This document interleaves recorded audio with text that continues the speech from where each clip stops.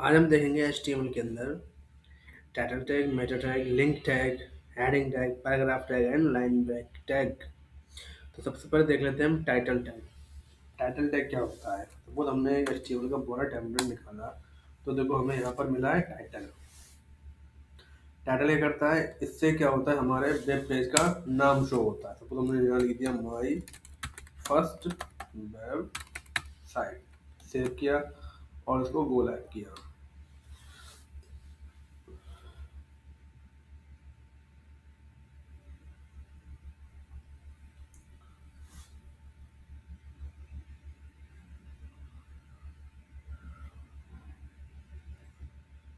तो देखो हमारे वेब पेज का नाम क्या लिख कर है टाइटल में, टैब में माई फर्स्ट वेबसाइट। तो ये काम होता है टाइटल का। अब बात आती है मेटा टैग। मेटा टैग क्या होते हैं? मेटा टैग वो टैग होते हैं जो हमारे वेब पेज की एक्स्ट्रा इंफॉर्मेशन रखते हैं। ठीक, जैसे ये लिखा हुआ UTF-8, ये करता है, ये लैंग्वेजेस को सपोर्ट करता है, like Hindi, English, Urdu etcetera. ठीक है।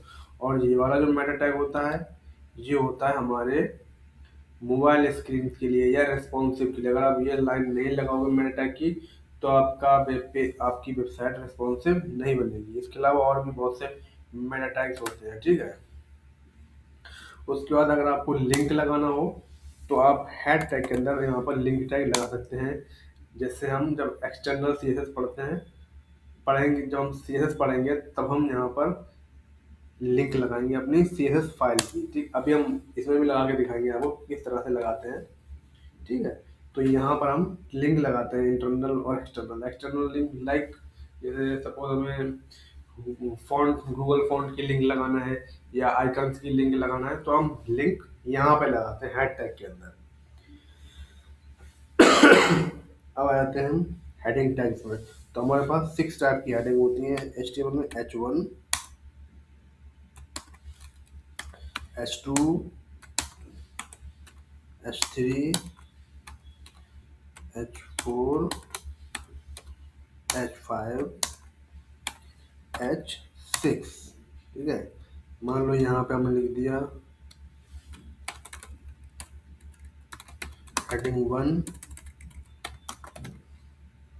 यहाँ लिख दिया हमने हेडिंग 2, यहाँ हमने लिख दिया हेडिंग 3,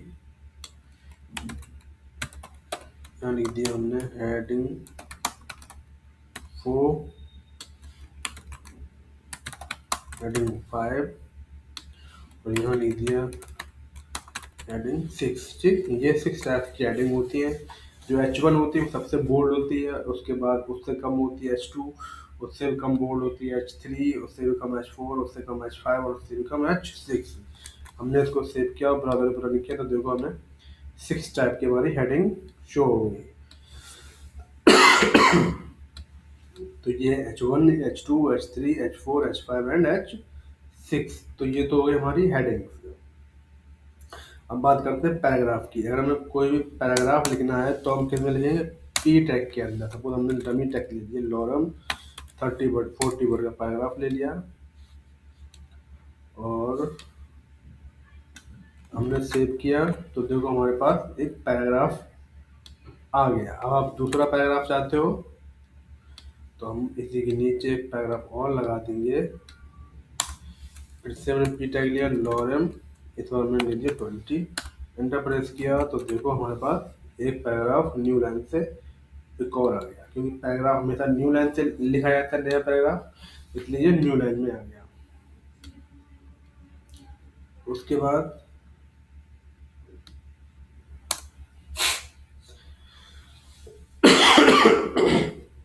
अब आता है लाइन ब्रेक, कि हम लाइन ब्रेक करना चाहते हैं। सपोज हम ये जो हम एमेट लिखा है, एमेट, इससे पहले जो लिखा है लॉरम एकदम डॉलर सेट, ये एक लाइन में है और एमेट से दूसरी लाइन में, तो हम BR टैग लगाएंगे। BR वो स्टैंड फॉर ब्रेक। सेव किया हमने, तो देखो ये सेट यहाँ तक आया, लॉरम एप्सन डॉलर से, और उसके बाद BR टैग लगा दिया हमने, तो ये न्यू लाइन से आया। ठीक, तो ये काम होता है हमारे BR टैग का।